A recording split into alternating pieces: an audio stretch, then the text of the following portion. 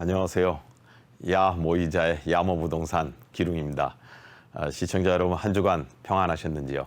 오늘 다루려고 하는 주제는 건물의 가치를 아주 쉽게 평가하거나 건물의 가치를 쉽게 알 수 있는 그런 것의 이제 지렛대가 무엇이냐 이렇게 생각을 해볼 때 1층 상가다 이렇게 이제 생각들을 많이 하실 겁니다. 근데 구체적으로 1층 상가가 뭐 약국이 있든지 편의점이 있든지 뭐 이런 정도로 생각을 하시든지 아니면 은행에 뭐 이제 ATM 기계가 있든지 뭐 이렇게 생각하시죠. 근데 구체적으로 1층 상가가 어느 정도 돼야 이 건물이 어느 정도 좋은 것인가를 그런 얘기를 드리려고 합니다. 구체적인 얘기를 드리려고 하는 거죠. 단순히 그냥 약국이 있고 뭐 편의점이 있고 뭐 이런 측면이 아니고요. 그래서 제목이 건물의 가치 1층 상가가 답이다. 1층 상가가 좋으면은 건물이 좋은 건데 1층 상가가 도대체 어떻게 얼만큼 어느 정도의 월세가 나오는지 뭐 이런 거를 보려고 합니다. 제가 오늘은 이렇게 항상 제가 이 세 토막을 좋아합니다. 세 가지 이상은 기억을 잘 못해요. 근데 이제 첫 번째로는 오늘의 주제 이 1층 상가에 대한 구체적인 얘기를 할 테고 두 번째로는 제가 이제 엊그저께 오래전에 제가 빌라를 사드렸던 손님인데 그 10년 동안 빌라에 잘 사시다가 빌라를 이제 파셔야 되니까 그 망설이다가 이제 저한테 와서 상담을 하시길래 파셔야 됩니다. 파시는 게 좋겠네요. 해서 이제 빌라를 파시고 그리고 그 돈으로 상가 건물을 사시겠다고 한 이제 케이스를 또 설명하면서 거기서 두 가지 팁을 또 잡아보겠습니다. 그리고 세 번째는 이제 이 기회라는 단어로 마무리를 이렇게 하겠습니다. 두 번째는 사례, 빌라 매도 사례. 1번은 이제 첫 번째는 이제 상가에 대해서 가치. 오늘은 제가 이렇게 조금 그 시간이 여유가 있는 것 같아서 차분하게 도움이 될 수 있는 최선을 다해서 설명을 드려보겠습니다. 1층 상가가 좋다. 그런데 얼만큼 좋아야 좋은 건가요? 그걸 얘기를 하겠습니다.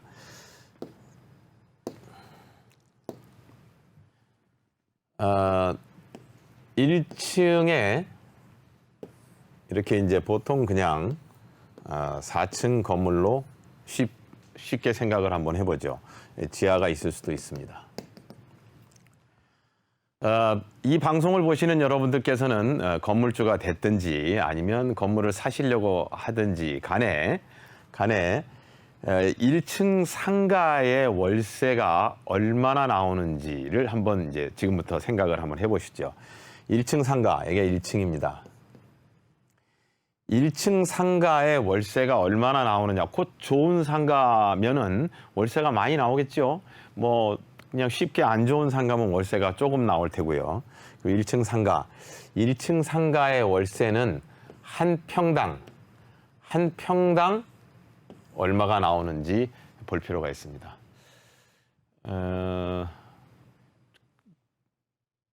방송을 보시는 시청자 여러분께서 내 주변에 내가 가지고 있는 1층 식당, 카페, 뭐 편의점 거기서 얼마가 나오는지 생각을 해보세요. 제가 지금부터 예를 들어 드리겠습니다. 1층 한 평에 5만 원이 나오는 게 있습니다. 5만 원. 5만 원이면 예를 들어서 우리가 10평이면 50만 원이 나오겠죠. 근데 실제로 이거는 이제 실평수를 얘기합니다. 실 또는 전용.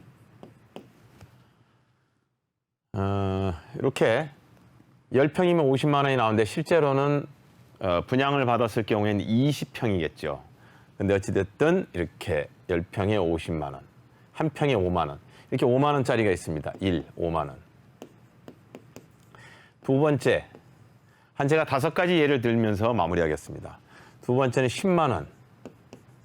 한 평당 월세가 나오는 가격을 얘기합니다. 10만 원. 이게 평당이죠. 전용입니다. 전용. 그러면 내가 20평을 받았으면 실제 전용은 보통 이제 분양상가의 경우는 10평이겠죠. 그럼 10평이면 그러면 또 한 100만 원 정도 나오겠네요. 그러면 여기까지가 일반적인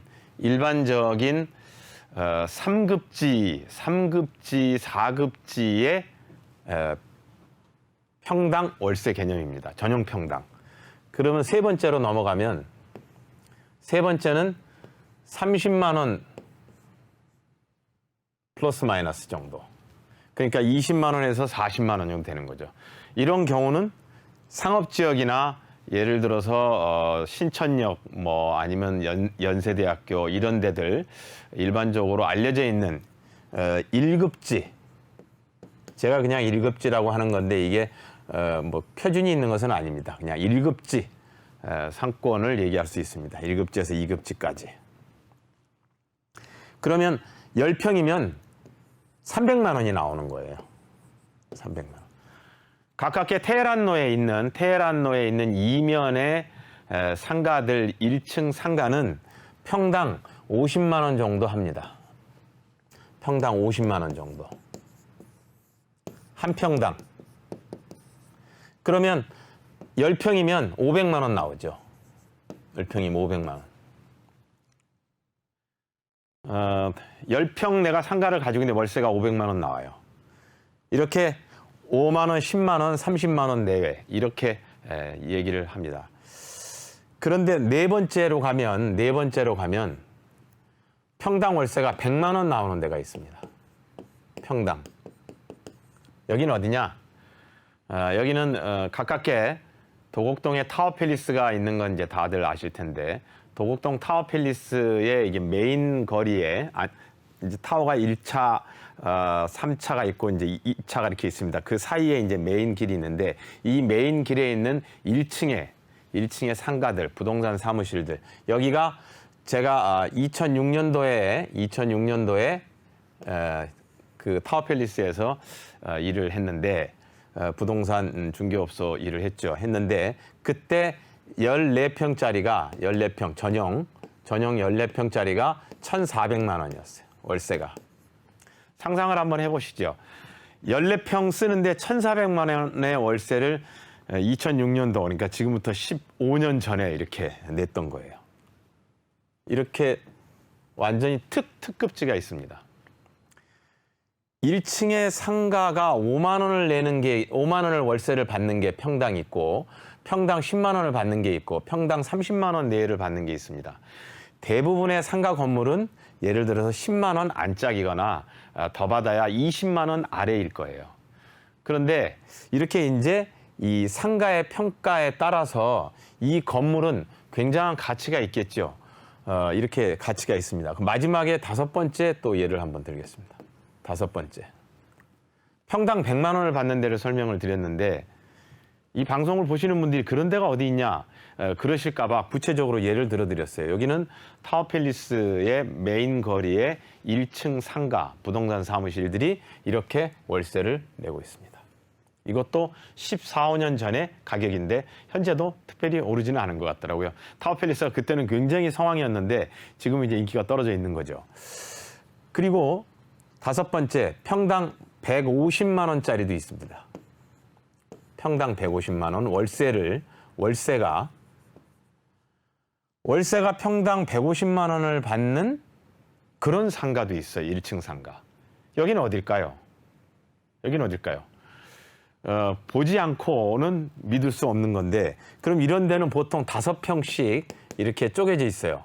5평씩. 1층이 이렇게 상가가 1층이 이렇게 뭐 3개 이렇게 4개가 이렇게 있으면 이 하나가 5평인데 5평에 150만 원씩이니까 무려 750만 원을 받는 거예요. 그러면 4, 7, 28, 4, 5, 20, 3천만 원이네요, 월세가. 이런 곳이 있습니다. 여기가 어딜까요? 여러분들이 잘 알고 계시는 연세대학교가 있고, 연세대학교 옆으로 가면 이화여대가 있죠. 이화여대 정문 앞에서 건너와서 오른쪽으로 들어가면 오른쪽이 그런 상가들입니다. 거기에 뭐 다양한 뭐 의류도 있고 뭐 여성용 뭐 여대생들이 좋아하는 또는 여성들이 좋아하는 많은 것들을 팔죠. 거기가 1층 상가가 150만 원을 받는 상가가 있어요. 근데 거긴 특징이 건물들이 다 2층짜리들이 많아요. 2층짜리들이. 왜? 더 올리지를 않는 거죠. 올라가면 2층이나 3층이 받는 월세가 150만 원은 고사하고 한 15만 원에서 20만 원밖에 못 받아요. 그러니까 이거를 털고 올리면 용적률이라든지 1층이 줄어드는 건폐율이라든지 이런 것 때문에 결국 안 올리고 예전 그대로 가지고 있는 겁니다. 이런 것도 질문을 해요, 손님들이. 쟤 왜 안 지어요? 왜 2층 그대로 갖고 있죠? 저 좋은 땅에? 이유는 이런 겁니다. 이렇게 참고로 하시고 5가지 예를 드렸는데 건물의 가치에서 1층 상가는 굉장히 중요합니다. 여러분들께서 스타벅스냐, 약국이냐, 아니면 예를 들면 무슨 편의점이냐 이런 것을 보실 게 아니고 그 1층 상가 전용 한 평당 월세가 얼마 나오는지를 생각하시면 그러면 적어도 이 5가지 등급 쉽게는 이 안에서 더 세분되겠죠. 3가지 5만 원, 10만 원, 30만 원 요 안에서 더 세분이 되겠죠. 이렇게 해서 평가를 하실 수 있습니다. 건물의 가치 1층 상가가 답이다. 이렇게 월세를 기준으로 설명을 드려봤습니다. 월세를 기준으로. 그러면 한 평이 얼마나 될까요? 한 평을 대부분 다 아세요. 이제 대부분. 그럼 가로 세로 1m 80, 1.8m가 이제 곱하기 1.8이라고 알고 계시죠?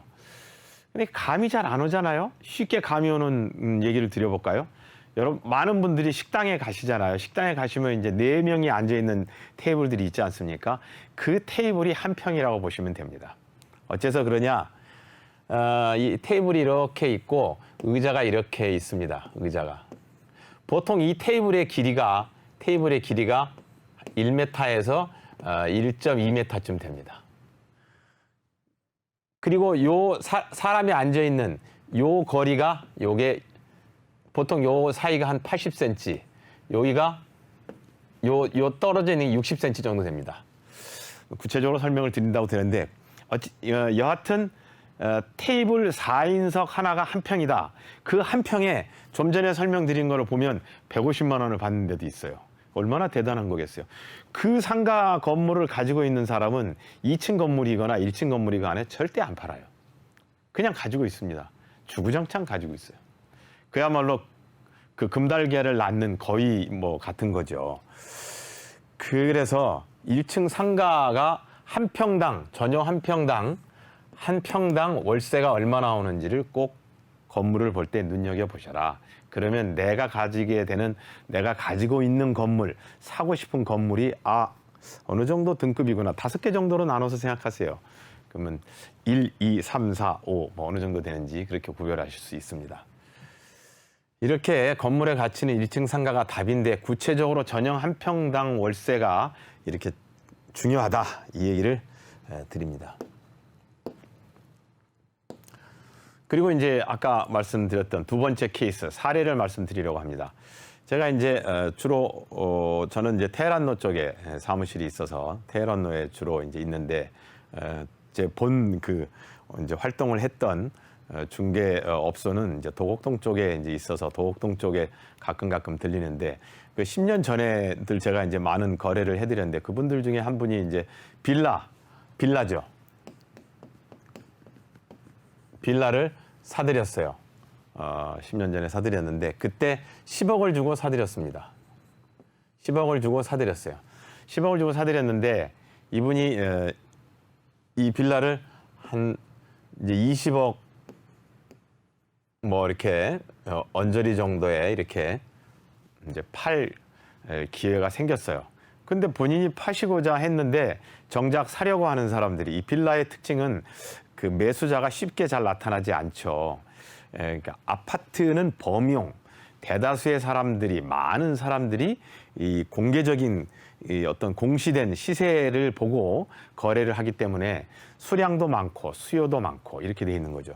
근데 빌라는 장점이 그 어떤 개인의 프라이버시라든지 집합 생활로부터 조금 단독적인 생활을 한다 이런 장점이 있고 그런 반면에 매도 매수가 아파트보다는 당연히 그 타이밍이라든지 수요자가 적으니까 그럴 수밖에 없죠.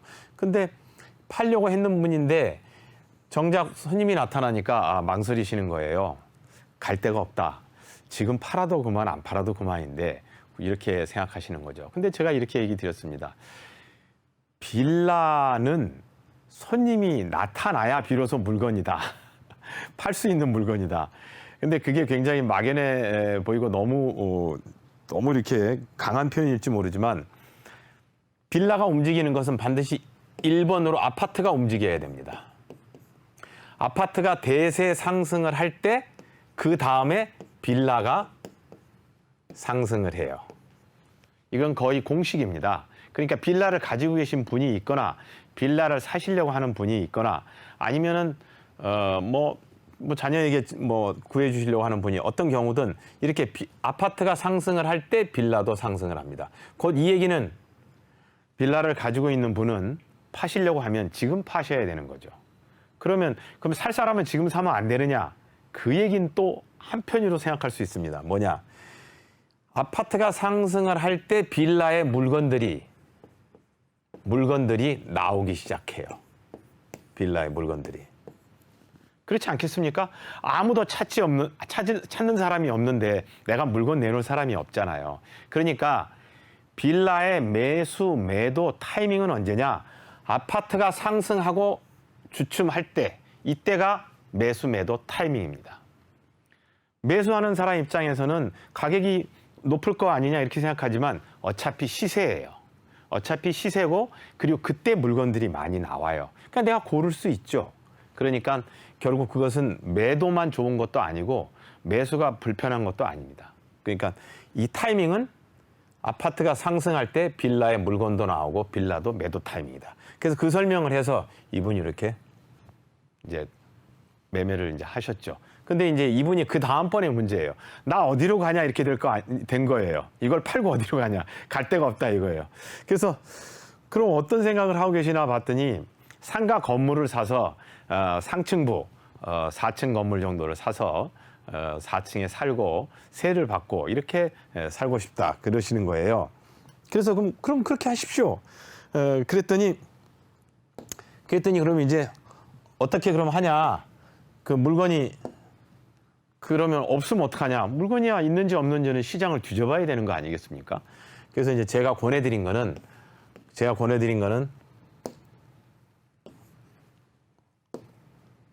4층에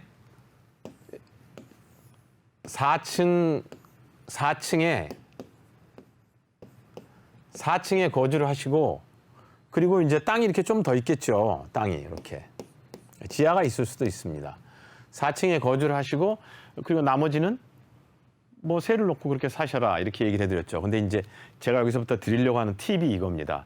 이분은 빚을 별로 지고 사는 사람이 아닌 거예요. 그러니까 은행 융자가 빚이라고 생각하는 거죠. 당연히 빚이겠죠.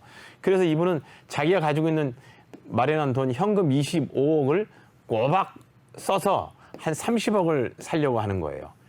그런데 이 30억 건물에 이제 제가 가이드를 해드린 거는 월세가 한 800 정도 이렇게 나오는 거를 가이드를 해드렸는데 여기서 드리려고 하는 팁이 있습니다. 첫 번째, 25억이면 살 수 있는 건물은 50억에서 70억까지 가능합니다. 대출이 많이 나올 수 있는 건물이 있겠죠. 그래서 이렇게 가능한데 이분은 이렇게만 살려고 해요. 그러면 굉장히 이제 힘들고 버겁겠죠. 적어도 서울의 그 건물 땅값이 평당 4천 정도 하면 70평짜리가 28억 아니겠어요? 상당히 막막하죠. 그래서 드리려고 하는 팁은 이렇게 생각하시지 않아도 된다. 결국 은행은 돈을 그냥 안 빌려줘요. 은행은 반드시 회수할 수 있는 수익률이라든지 위치라든지 이런 걸 보고 돈을 빌려주니까 융자를 별로 안 받아봤어도 융자를 더 받으셔서 건물을 안전하게 구입하시는 게 좋다. 나중에 이게 올라가는 율은 이 30억짜리가 올라가는 율보다 상당히 세겠죠. 상당히 세겠죠.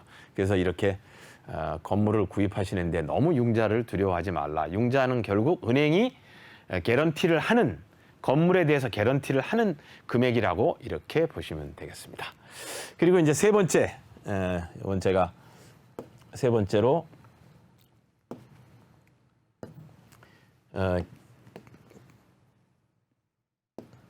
기회에 대해서 제가 이제 말씀을 드리고자 하는 건데, 기회는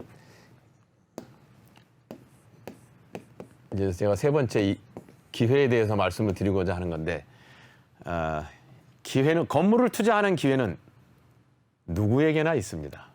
열려 있어요. 시장에 물건은 많고 파는 것도 마찬가지겠죠. 누구에게나 있으니까 그 투자의 기회를 본인이 다 챙길 수 있습니다. 타이밍은 내가 사고 싶을 때 그렇게 사시면 되고, 꼭 주의하실 것은 이 기회에 있어서 홈쇼핑도 아니잖아요. 마감 없어요. 매진 없습니다. 언제든지 기회는 널려 있습니다. 단 주의하실 것은 내가 평가를 할 수 있다고만 하지 않으시면 돼요. 평가는 안 됩니다. 이것만 꼭 기억하시면 건물 투자, 나에게 기회가 있다, 이렇게 생각하시면 됩니다. 지금까지 야모이자의 야모부동산 기룽이었습니다. 다음 뵐 때까지 평안하시기 바랍니다. 네, 오늘은 이 건물 투자와 관련된 이야기를 조금 자세히 나눠봤습니다. 아무래도 현장에 계시다 보니까 현장에서 많이 경험을 했던 내용들을 토대로 여러분께 정말 뼈와 살이 되는 그런 투자 정보를 전해드릴 수 있었는데요. 건물 투자를 하시는 분들 1층 상가를 어떻게 좀 분석하고 또 접근해야 하는지 아마 그 계획을 좀 기본부터 쌓으실 수 있는 시간이 아니었나 싶습니다. 여러분이 보고 계시는 건물이 있다거나 아니면 내가 잘 모르겠지만 건물 투자에 관심이 있다 하신다면 언제든지 저희 무료 상담 전화 통해서 문의 주시면 친절하게 기룽 대표의 상담으로 도움 드릴 거거든요. 026007-8340번 누구나 이용하실 수 있게 무료로 열어두고 있습니다. 여러 지역에서 건물에 대한 이제 관심이 좀 높아지고 있는 것 같아요. 대표님, 최근에는 이 강남이나 송파 이런 서초 많은 분들이 유동인구가 많은 지역뿐만 아니라 수도권에도 건물 투자를 좀 생각하시는 분들이 계시더라고요. 이렇게 서울 중심 지역이 아닌 그래도 조금 수도권에서 저렴한 건물 투자를 생각하고 계시는 분들께는 어떤 조언을 조금 드릴 수 있을까요? 네.